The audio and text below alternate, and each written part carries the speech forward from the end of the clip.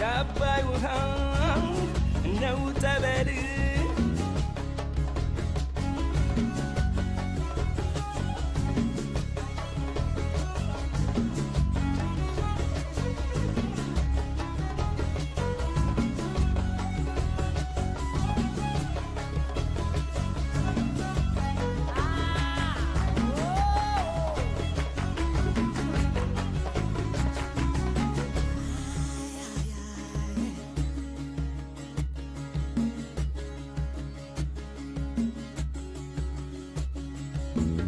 የአባይ ውሃ ነው ጠበል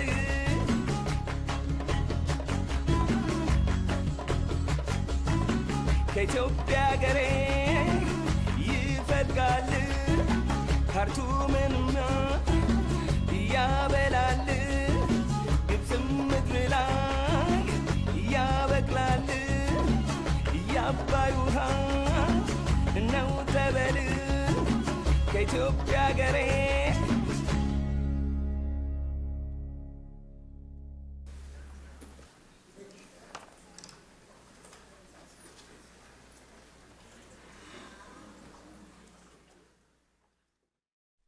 I will be reading most of my remarks because I want to be concise and stick within the time frame that we have for this discussion.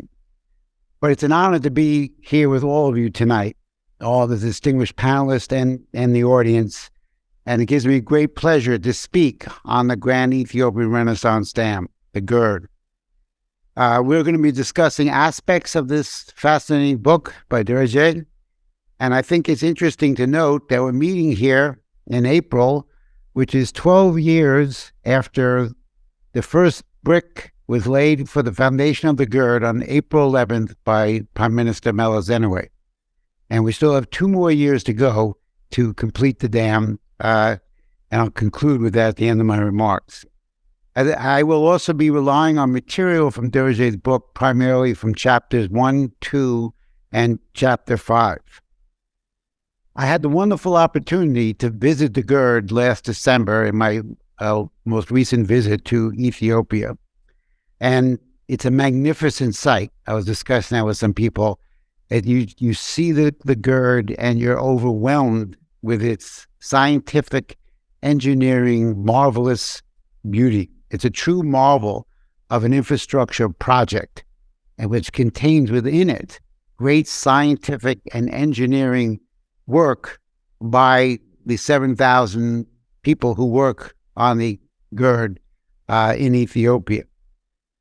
Now, think about the wisdom of the Ethiopian people, because you had this, the Blue Nile, the Abba, has been passing through from Lake Tana for about 5 million years, and it never did anything.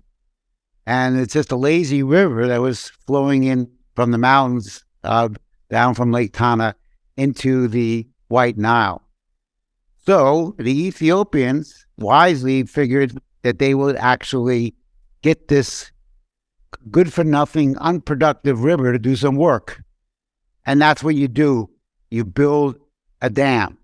And now this river, which has been unexploited for 5 million years, carved out a nice gorge in the process, but nevertheless wasn't doing anything, and now it's serving the purpose of human beings, of Ethiopians and all people in the Nile River Basin. And this confirmed to me something I believe very strongly in, that humankind, our human race, through the powers of our uniquely creative imagination, our creative minds, we intervene on the physical universe to improve the conditions of life. We have a very direct intervention approach to the universe, which comes from our minds. We discover things. And this is the basis of my entire philosophical outlook, and also the basis of my economic thinking. So I think the Ethiopian people and all the successive governments that have been involved in this project now should be congratulated. And this will not just enhance Ethiopia, but despite negative comments and some propaganda, it actually will help the entire Nile Basin, including Egypt and Sudan. Now, one of the most interesting features of the book, and there's many parts to the book that we could spend a whole day discussing. I recommend everybody read it. It was very helpful to me. That we've had a conflict on the White Nile, and not the Nile, but the Nile Basin now, which the book goes through, which really is about 300 years, beginning in the 1800s. And the issue of the conflict is whether Ethiopia will be allowed to use its own natural resources, its own water tower, if you will, to actually develop the nation of Ethiopia for the benefit of its people. And this, as the moderator Hermela said earlier, it is a case, it is a story about economic freedom. Because why should the Ethiopian people not actually benefit from this resource for their development of their own country? Even though there are many who are still attacking the GERD, I don't think this anti-GERD campaign is going to work. I think the GERD is something now that is going to happen, and we're hoping for its completion. Now, as part of the imperialist policy of the British, they were obsessed with controlling the Nile River Basin. This is one of the key features of the British colonial and imperialist policy. They either wanted to control the countries along the Nile directly or indirectly, but they also wanted to control the Nile because they wanted that waterway, because at that time with their navy, they were interested in controlling waterways. The one around South Africa was part of it. And of course, the Nile, and of course, the area off the coast of the Gulf of Eden, the Red Sea, into the Suez Canal. This whole area was something that the British needed to maintain their colonial imperialist powers around the world. And they controlled it first through Egypt, which was really, even though it was nominally under the Ottoman Empire, the Pasha, Muhammad Ali, and his nephew, the Khedive Ismail, really were carrying out British policy, though nominally part of the Ottoman Empire. And there were many conflicts. In fact, the Egyptians attacked Ethiopia several times, and they were, like the Italians at Adwa, they were defeated and unable to conquer Ethiopia. But they still wanted to make sure that the productive capabilities of Ethiopia were not realized. And this whole fight was around the Blue Nile and Lake Tana. And this is what went on for a couple of centuries. There were, according to a lot of the references are to Deroger's book and the chapters I mentioned, there were over 24 treaties and official diplomatic exchanges signed between 1891 and 2015. They all affected Ethiopia. I will just highlight a few. As early as 1891, a protocol between the United Kingdom and Italy, Britain made very clear that it would not recognize Italy's control. It would recognize Italy's control of northern Ethiopia, which was then Eritrea. In return, if the Italian government would agree not to allow anything to obstruct the flow of water reaching the White Nile. In other words, not to allow anything to obstruct the Blue Nile. This was part of the discussion between Italy and the British, which the Ethiopians weren't part of that discussion. In 1899, the British with the Egyptians created the Anglo-Egyptian Condominium, which basically allowed the British through Egypt to rule Sudan, of which Sudan is the largest, the country with the largest amount of the Nile flowing through it. This was another step in the process of the British attempt to control the entire Nile River system.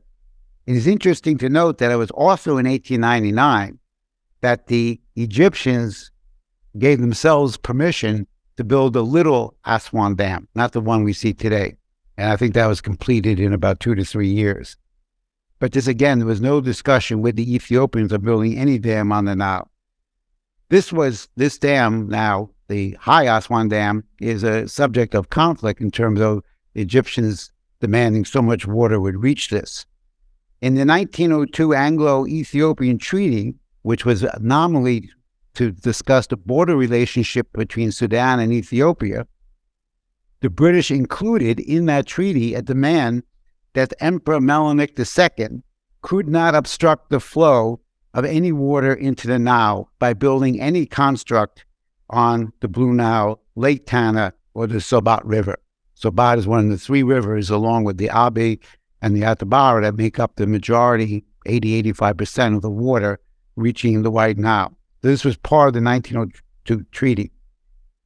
The British, envisioned that Lake Tana would actually be a water storage facility, that you couldn't use it, but it would be there to release its water, because it filled up during the rainy seasons from June to September, that the water would then be released during the dry season to facilitate the work of the agriculture and irrigation in the downstream countries of Sudan and Egypt.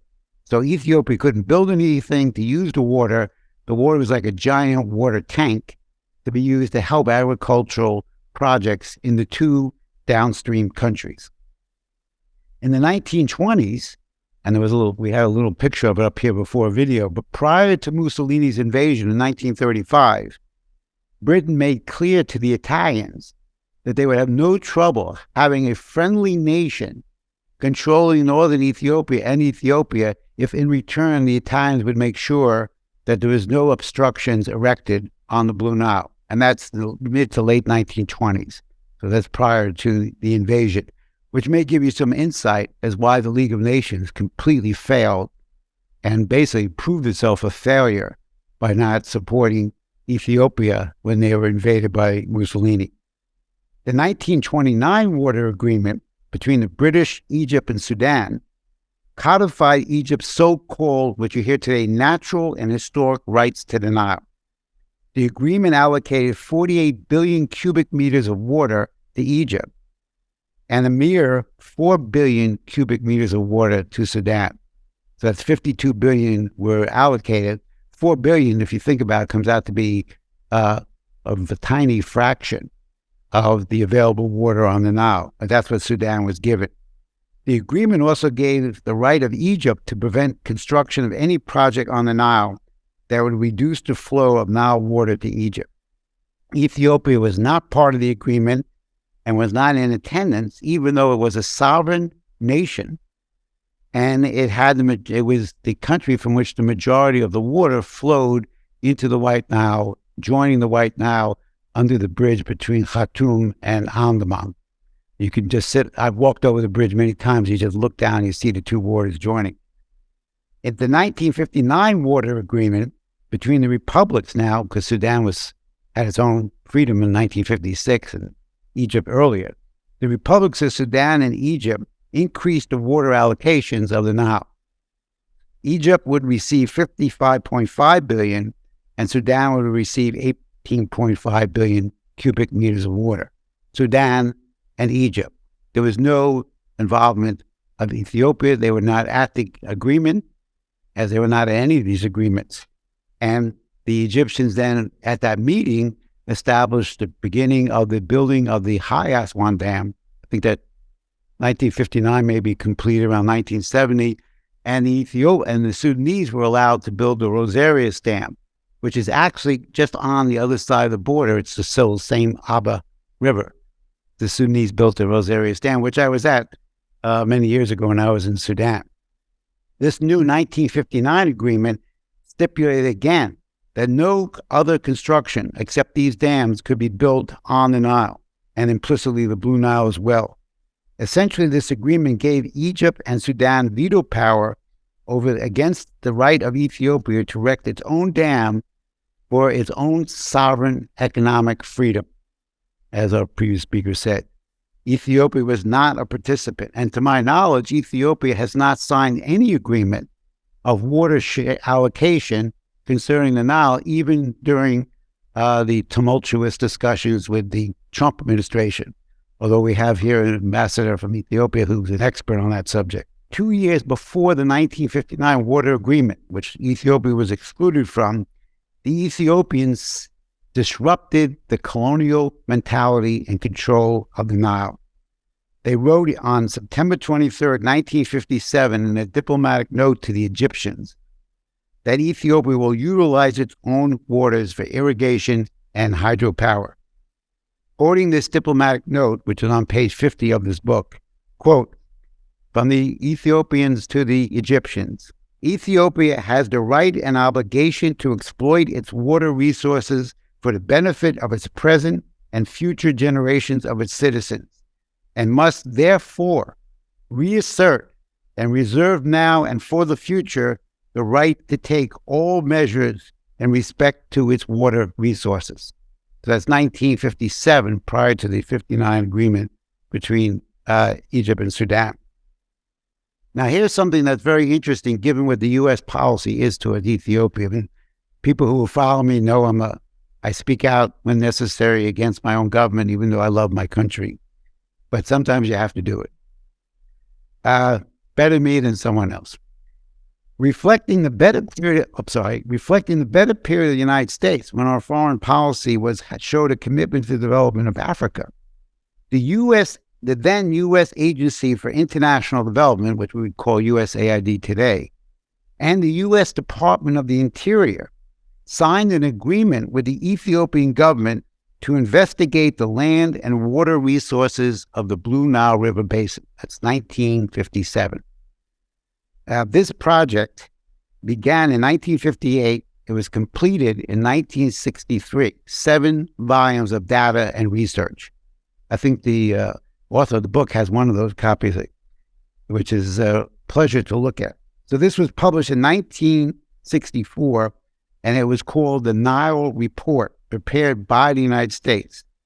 Quoting the author, on page 54 of the book, quote, "The purpose of this report program was to A, investigate the land and water resources of the Blue Nile River Basin, B, assist in the establishment of an appropriate administrative and engineering organization within the Imperial Ethiopian government, and C, train Ethiopian personnel in the various disciplines as appropriate." So this was the United States. This would be the Eisenhower administration, but I would say the long wave of Franklin Roosevelt, even though he died in 1945, was still evident in our country. And Eisenhower obviously also had some commitment to this development policy as well. In 1950, the majority of the Blue Nile Basin, there was another study done at the same time, approximately 30 years later, in 1994. It was called the Aba River Basin Integrated Development Master Plan. That was completed in 1998. So we had the Nile River Report completed in 1964, and you had this report, which was done by the Ethiopians with assistance, in 1998. These two reports identified all the potential that existed in the Blue Nile River Basin. And those reports identified various projects that Ethiopia could carry out.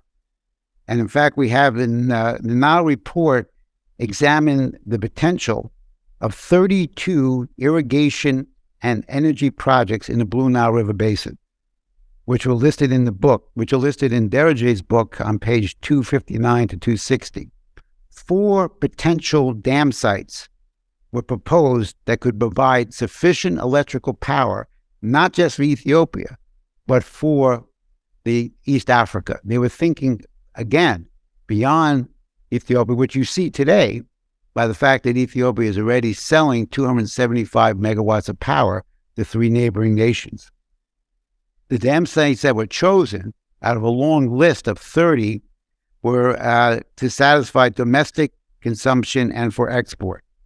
The study identified 4 potential hydropower projects, page 262 to 266, out of 18 examined. One of the 4 hydropower sites in the Nile report was called the Border Dam, I guess because of its proximity to the Sudan border. The Border Dam, identified by a U.S. report, is the Grand Ethiopian Renaissance Dam, came out of this 7-year study by the United States. So you see that this has been a process over several hundred years for Ethiopia to reach the point where it decided as a sovereign nation that it was going to go ahead with its own process of development. And the United States played a very important role. Now, in conclusion, I could speak more, but we have restrictions here. As we are assembled here today discussing this book, which is a great contribution by Derege, he's really done an enormous amount of work. I've just covered one little tiny portion of it.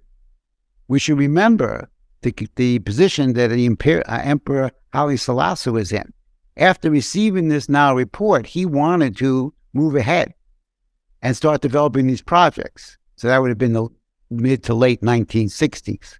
So we're talking about 55 years ago. Here, his intention was to move ahead. He got no funding or support from the rest of the world, but he knew that this was the direction Ethiopia had to go. So I want to quote Haile Selassie's statements, which are also on page 334 of Derege's book, quoting the emperor. "We don't have the capacity to build a dam on the Abe at this time. Friendly countries will not support this endeavor for fear of antagonizing Egypt. However, the future generations will build it using its own resources. Keep the study safe." So here we are. We've kept the study. It exists. The government has moved ahead starting in 2011. I was told when I visited the dam that the 11 turbines will be working and producing 5,150 megawatts of power when they're completed in 2025. So it was less than 2 years to go to the completion of the GERD, which will be the biggest injection of energy into the continent of Africa thus far, and will transform not just Ethiopia, or the potential to, and not only Eastern Africa and the Horn, but again, if you think about it, it will develop the whole Nile region. It's in the benefit of Sudan.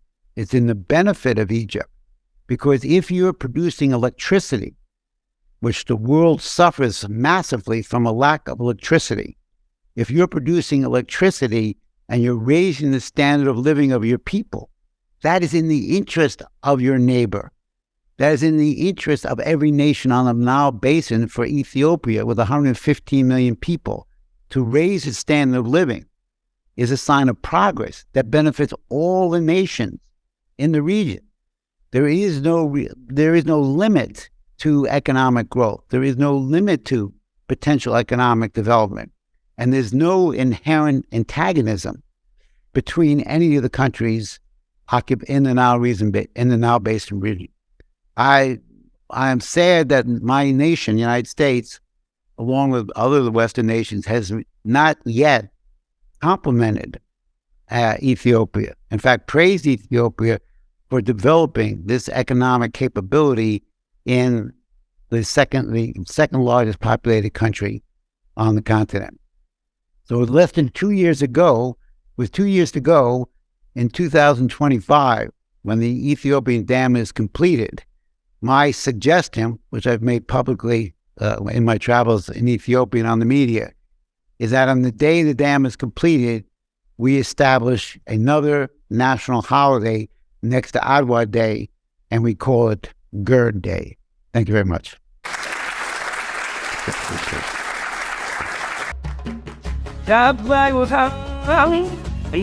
After our visits, the charter plane took off to Addis, and then I looked back one more time at the dam and the surrounding lake.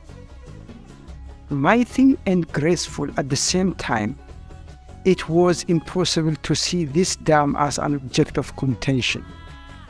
The showdown of powers, the flurry of financial sanctions, and the continued pressures on the countries far and near to halt its construction had no weight at that moment.